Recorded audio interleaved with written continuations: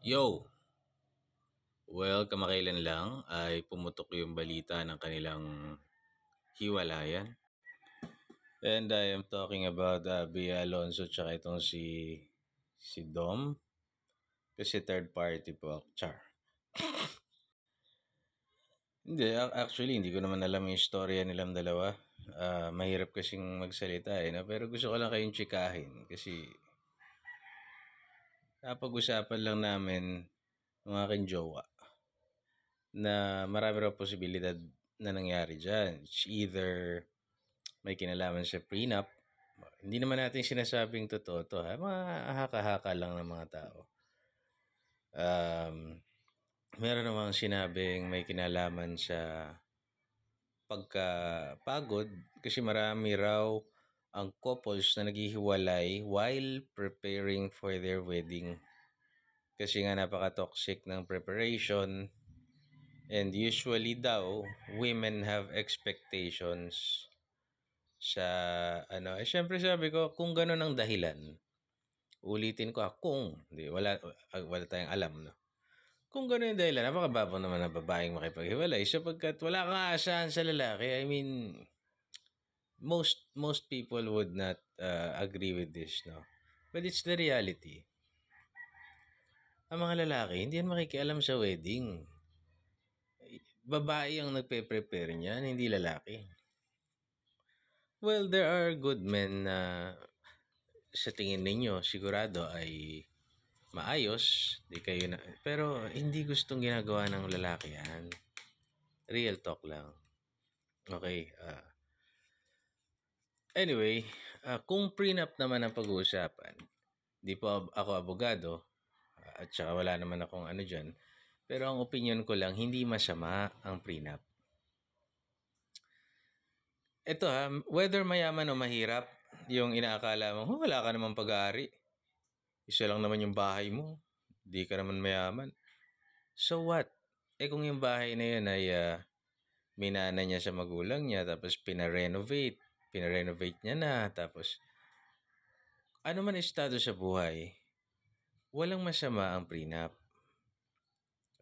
Again, hindi tayo naninisya, hindi natin sinasabing yun ang dahilan ng hiwalayan nila. I'm just saying na walang masama sa prenup. Ano man ang estado mo sa buhay, bakit? Ang mga relasyon natin ay hindi laging sigurado. Risk yan dahil mahal mo yung tao. So you want to protect what is yours. Ako, mas mahirap ako. Kunwari, kaming dalawa ni Bea Alonzo yung magjowa. Papakasal kami. Sasabihin niya sa akin, hoy, pumirma ka ng prenup. Sure. Di ako may insulto ron. Bakit naman ako may insulto? Kasi kung yung kanya dapat yun.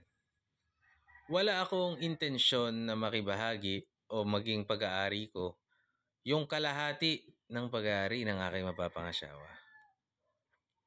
I'd rather stay in my modest home. Hopefully, meron akong home. Yun, okay na yun. Kung gusto yan tumira sa kanyang mansion, yung family namin, hindi ko pagkakait sa mga bata, sige go. But I have to have my own.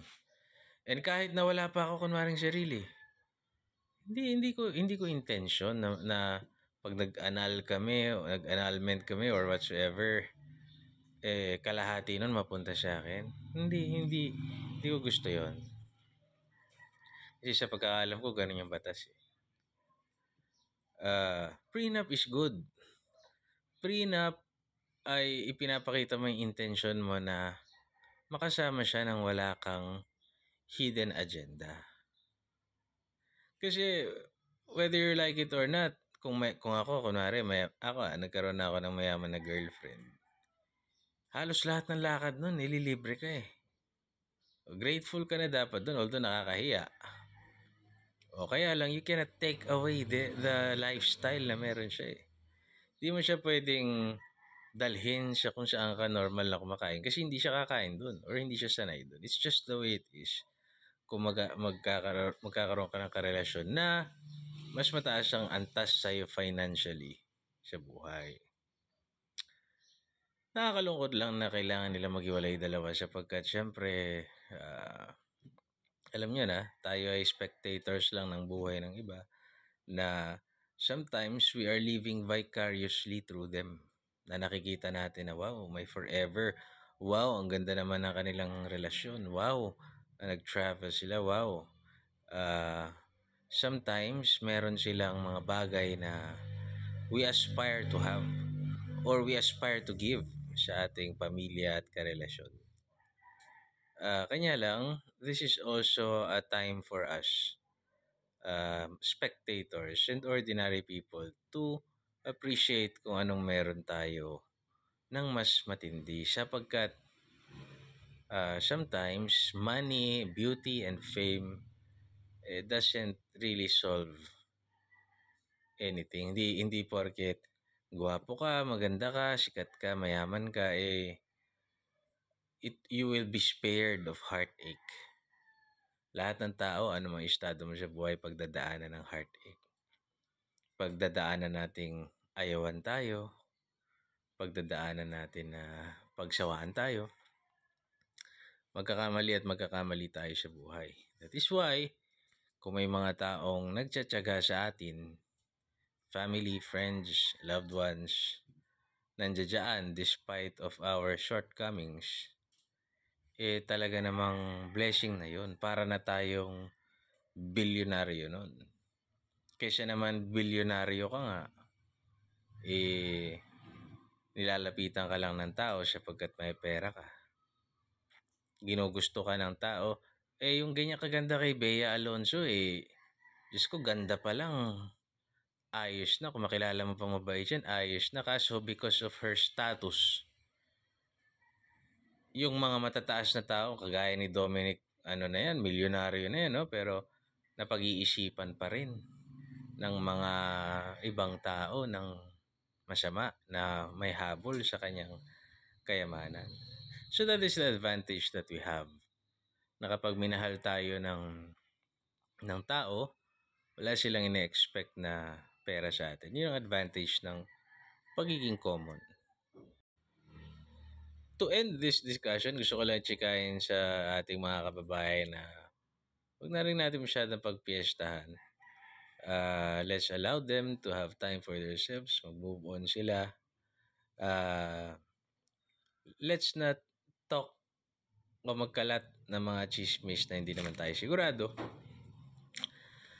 Although mahirap iwasan yun, gawin nating lesson yung mga nangyayari sa mga celebrity. Lesson para magpasalamat tayo and to embrace yung sarili nating mga buhay kung gaano tayo ka-unique.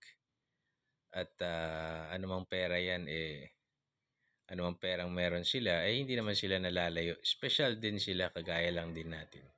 Nasasaktan din, naghiwalay din. Yun nga lang, talagang mas masarap ma-broken hearted pag may pera ka.